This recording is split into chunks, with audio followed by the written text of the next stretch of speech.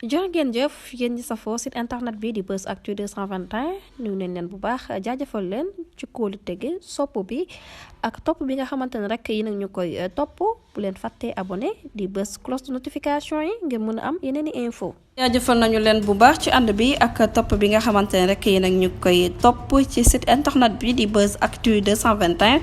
li gën a fës ci bopp xabaar yi nag dañ koy doo rek mbiram Doro Gueye ba nekk ni rek jeexagul ndax nag yëf yi rek yóbbu nañ ko ca kanamu juge bu 3e cabinet mi nga xamante ne rek daal dina koy placé mandat de dépôt ci plainte bi nga xamante ne rek moom moo doxoon ci diggante mag kii di Zakaria Sow ginnaaw ñaari retour parquet yi nga xamante ne am na ko rek partie civile bi ci jëmmi boppam ñoo ngi koy topp rek ne moom ci jëmmi boppam daal dinay dugg nag ci guddi gu bët setagul ginnaaw rek biñ la doon jaay ay terrain yoo xamante ne rek ma nga nekk ca côté aéroport Léopold Sédar Senghor ci somme bu toll ci 1,2 milliard de francs CFA.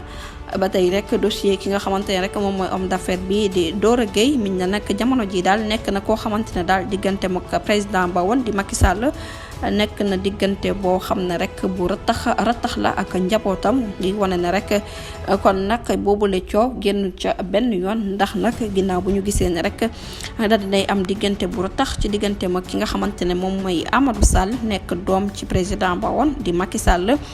dossier bi nga xamante ne rek daal dinañ koy yóbbu nag fa mbaxana doone benn moo tax muy yéeg ak wàcc nag daal dina cay tudd rek kii di Macky Sall mi nga xamante ne moom moo fi nekkoon président de la République laaj bi samp moo di ne nag ndax kii di Macky Sall pare na rek pour bàyyi nag kii di Doro Gueye rek mu daal di toog ndungu sin ba abadan waaye nag ndax justice moom ci jëmmi boppam rek dina jël ay responsabilités am wala ndax pare na rek pour convoquer ki fi nekkoon ancien chef de l'État di Macky Sall. moom nag ginnaaw nag bu mu yëkkatee ay kàddoom kii di Doro Gueye daal dinay déclaré ci kanamu àdduna wërngal këpp que ne nag ki fi nekk comme président de la République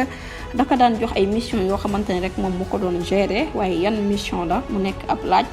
ak lépp lu mu ci mënti doon daal mën nañoo xam ne kii di Doro Gueye magam jëmm la nag xanaa moom ci jëmmi boppam rek parewul rek pour nekk jël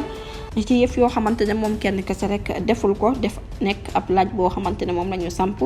ginnaaw boo ñu gisee ne rek yëf yi nag mën na am ay autorité ak ay personnalité yoo xamante ne rek ay responsabilité yu mag la ñu yor nekkoon ci nguur gi waaye nag yan mission secret rek moom lay daal di wax ak lépp lu mu ci mënti doon rek dinañ leen toppandil boobule xibaar jërë ngeen jëf ci teewlu bi bu leen fàttee abonné bës cloche de notification yi ngir dara bañ leen raw